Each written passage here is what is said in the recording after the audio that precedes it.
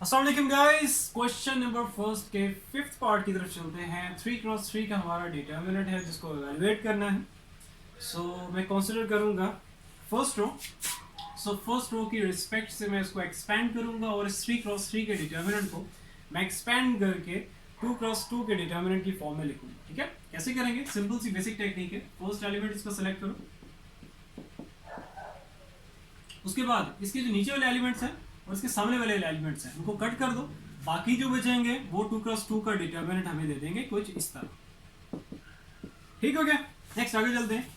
उसके बाद जो सेकंड एलिमेंट इसका होगा फर्स्ट रो का, क्योंकि फर्स्ट रो के रिस्पेक्ट से मैं इसको एक्सपेंड कर रहा हूँ तो मैं उसी के हिसाब से बात करूंगा। तो फर्स्ट रो का ये जो सेकंड एलिमेंट है इसके साथ जो भी एलिमेंट है, जो भी एलिमेंट का मतलब कह रहा हूँ साइन है, जो मीन्स से साइन अगर यहाँ पे इसके साथ मेंशन नहीं हुआ होगा तो क्या होगा? पॉजिटिव साइन होगा। तो उसका साइन आपने उल्ट करके लिख देना। अगर यहाँ पे कोई साइन नहीं, पॉजिटिव पॉजिटिव को नेगेटिव, अगर यहाँ पे -2 होता तो उसको यहाँ पे पॉजिटिव साइन करके लिख देना। तो इस चीज का ध्यान रखना, बाकी तो इतना मुश्किल नहीं है। ठीक है, सो -2 इस साइन का ध्यान रखना। Once again I am repeating, okay. इस 2 के नीचे वाले एलिमेंट्स और इस 2 के सामने और इसके पीछे जो एलिमेंट्स हैं उनको काट दो और बाकी जो चीज एलिमेंट्स बच जाते हैं उनको आपने इस तरह लिख देना है और ये आ जाएगा हमारे पास 2x2 का डिटर्मिनेंट -3 और ये -1। नेक्स्ट आगे चलो, इसी तरह सेम काम। अब फर्स्ट और लास्ट के साथ जो भी एलिमेंट है इनके साथ जो भी साइन है उसको नहीं छेड़ना। अगर नेगेटिव है तो नेगेटिव, पॉजिटिव है तो पॉजिटिव। ये जो साइन चेंज वाला काम करना है ये आपने जो मिडिल वाला एलिमेंट होगा फर्स्ट रो का उसके साथ करना है। ठीक है, यहाँ पे पॉजिटिव था तो नेगेटिव, ऊपर नेगेटिव होता तो नीचे पॉजिटिव, बस इस चीज का ध्यान रखना। अच्छा, अब -2 है तो ये -2 एज इट इज उठा के लिख दो। अब सेम काम, इसके नीचे वाले एलिमेंट्स कट और इसके सामने वाले कट, तो बाकी ये जो एलिमेंट्स बच जाएंगे ये हमें 2x2 की का एक डिटर्मिनेंट दे देंगे जिसको हमें आगे जाके इवैल्यूएट करना है। नेक्स्ट स्टेप, 2x2 के डिटर्मिनेंट में ट्रांसफॉर्म हो चुका है 3x3 का डिटर्मिनेंट, या यूं कह लो कि 3x3 का डिटर्मिनेंट जो है वो एक्सपैंड हो चुका है 2x2 के डिटर्मिनेंट में। अब 2x2 का डिटर्मिनेंट उसको इवैल्यूएट करना बहुत आसान है। इसको इससे मल्टीप्लाई किया नेगेटिव साइन और ये 4 जो मतलब ये वाला एलिमेंट है उसको इससे मल्टीप्लाई कर दिया तो ये आ जाएगा, और बाहर जो 1 है उसको लिख दो एज इट इज। अब मैं ब्रैकेट का यूज करूंगा, स्मॉल ब्रैकेट, क्योंकि अब मैं इसको एवेल्युएट करने जा रहा हूं। तो ये जो स्ट्रेट लाइंस जो कि डिटरमिनेंट को रिप्रेजेंट कर रही होती हैं अब आपने नहीं लगानी। ठीक है, तो 1 को मल्टीप्लाई किया -1 से तो ये -1 आ गया। फिर नेगेटिव साइन जो कि 2x2 के डिटरमिनेंट के जो नेगेटिव साइन है इसका पार्ट है, इसकी टेक्निक का हिस्सा है। ये आपने लोगों ने भूलना नहीं है। नेक्स्ट आगे 4 को -3 से मल्टीप्लाई किया तो प्लस माइनस माइनस, ये नेगेटिव साइन इसकी टेक्निक का है, और ये जो नेगेटिव साइन है इनको मल्टीप्लाई करने के बाद आया तो दो नेगेटिव साइन आमने सामने आ जाए तो स्मॉल ब्रैकेट का यूज कर लो। 4 को 3 से मल्टीप्लाई किया तो आपके पास आ जाएगा 12। नेगेटिव साइन मैंने पहले ही लगा दिया। नेक्स्ट आगे -2, फिर स्मॉल ब्रैकेट, -1 को -1 से किया, -1 प्लस हो जाएगा, 1 1 1, फिर नेगेटिव साइन। फिर 2 को -3 से मल्टीप्लाई करोगे तो प्लस माइनस माइनस, फिर नेगेटिव साइन आ गया, स्मॉल ब्रैकेट का यूज कर लो। 2 को मल्टीप्लाई 3 से किया तो आ जाएगा 6। नेक्स्ट आगे -2, फिर स्मॉल ब्रैकेट, -1 को 4 से मल्टीप्लाई करो, माइनस प्लस माइनस, 4 1 जार या 1 4 जार, 4 1 जार या 1 4 जार 4, फिर नेगेटिव साइन। फिर 2 को 1 से मल्टीप्लाई करोगे तो 2 1 जार 2, स्मॉल ब्रैकेट। नेक्स्ट आगे चलो, ये बाहर जो 1 है इसको लिखने की जरूरत नहीं है, क्योंकि 1 से ये जो चीज मल्टीप्लाई होगी यहाँ पे जो भी रिजल्ट आएगा तो वो जो 1 से मल्टीप्लाई होगा तो इन रिटर्न वही चीज आनी है, तो इस 1 को लिखने की जरूरत नहीं है आपको। -1 ब्रैकेट ओपन कर दो, -1 और ये वाली अंदर वाली ब्रैकेट भी ओपन कर दो, माइनस माइनस क्या हो जाएगा प्लस, क्या हो जाएगा 12। नेक्स्ट आगे -2, आगे चलते जाओ। पहले ये जो स्मॉल ब्रैकेट के अंदर वाला काम है इसको कर लो, 1 माइनस माइनस क्या हो जाएगा प्लस, और ये आ जाएगा 6। आगे -2 तो यहाँ पे रिजल्ट आ जाएगा -4 -2, तो ये आपके पास -6 आएगा। नेक्स्ट आगे चलो, इसको सॉल्व कर लो, इसको कैलकुलेट करोगे क्या 12 -1 तो ये आपके पास आ जाएगा 11। नेक्स्ट आगे -2। अच्छा भाई, एक मिस्टेक और जो बच्चे करते हैं ये ना करना भाई प्लीज। अक्सर बच्चे ये कर देते हैं, अब -1 को -1 प्लस 12 है तो इसको छोड़ के बच्चे क्या कर देते हैं, इस 12 को और -2 को सब्ट्रैक्ट कर देते हैं, मतलब 12 -2 करके ये इसको या साथ मिला के एक ही स्टेप पे इसको कैलकुलेट करके लिख देते हैं। तो ये काम नहीं करना। क्यों? क्योंकि ये जो -2 है ये अभी मलकियत है किसकी? इसकी, जो कि अभी मल्टीप्लाई होगा, होना भी बाकी रहता है -2 इसके साथ, तो इसको अभी इसके साथ आपने ऐड सब्ट्रैक्ट नहीं करना। ये बेसिक मैथमेटिक्स है, लेकिन स्टिल बच्चे अभी इसमें भी गड़बड़ करते हैं। ठीक है, मल्टीप्लिकेशन, डिवीजन, एडिशन, सब्ट्रैक्शन अगर किसी एक स्टेप में आ रही है, ठीक है, कोई भी आप स्टेप करो उसमें एट अ टाइम ये आ रही है, और स्मॉल ब्रैकेट्स भी,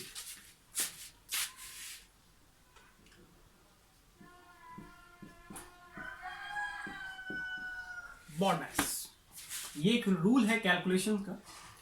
सो बी स्टैंड्स फॉर ब्रैकेट्स, ठीक है, मैं इस तरह डाल देता हूँ, ठीक है। बी स्टैंड्स फॉर ब्रैकेट्स, वो स्मॉल भी हो सकती है, मीडियम भी हो सकती है और स्क्वायर ब्रैकेट्स भी हो सकती हैं। मैं जनरली भी यहाँ पे ब्रैकेट, या चलो ब्रैकेट वर्ड लिख देता हूँ क्योंकि ये लिखा तो बच्चे फिर इस पर सेट हो जाएंगे। ब्रैकेट कोई भी हो सकती है।